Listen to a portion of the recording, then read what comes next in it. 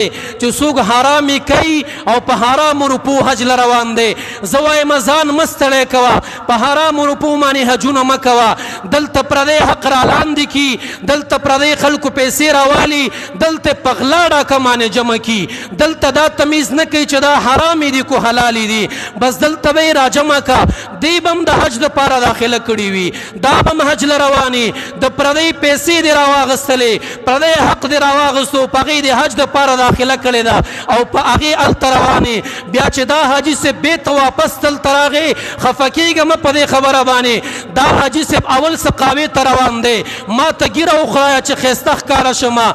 دا حاجي صاحب چې واپس راغې بغیر د منافقت نه بل کار پاتې نه شو. دا حاجي صاحب چې واپس راغې بغیر د دوه کسانو د جنګ نه بل کار نشته دی، بغیر د چغلخورۍ نه بل کار پاتې نه دی. بس د دې حاجي صاحب نن هم حقه کار دی. هلته شیطانان ویشتل، هغه شیطان ورته ویل روان خو یې پاکستان ته به درځمه، ستا کار به دا وي ورانۍ کول، ستا کار به دا وي حرامې کول، ستا کار به دا وي پردی حق لاندې کول.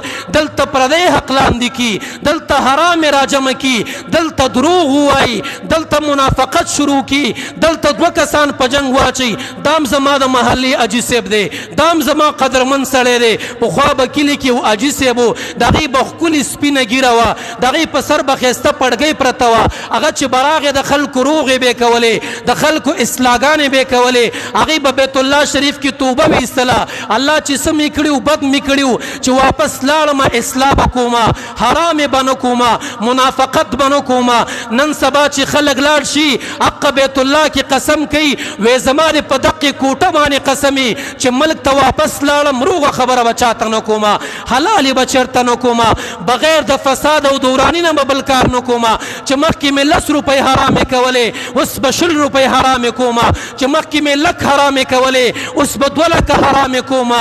داسې مه کوه، یو خو په حلالو روپو باندې وکړه، او چې په حرامو روپو باندې کې خدای شته کو یو مونځ دې الله قبول کی، خدای شته کو طواف دې الله قبول کی. ستا جړه الله ته قبول نه ده، ستا عرفات ته تلل الله ته قبول نه دي، ستا مزدلفې منا ته تلل الله ته قبول نه دي. هغه شیطانان په کاڼو باندې ولې هغه شیطان وایي زه به دې خوښ شمه، ملک ته به ځې کو ملک ته به نه ځې. بیا چې دا خلک راشي د منافقت او د فساد او بغیر د غلطۍ نه بل یو کار پاتې نشي. حج چې دې وکړو واپس چې راغللې بیا اخلاص په ځان کې پیدا کا، بیا د قوم خیرخواهي طلب کا، بیا د قوم دپاره خیرخواهي طلب کوه.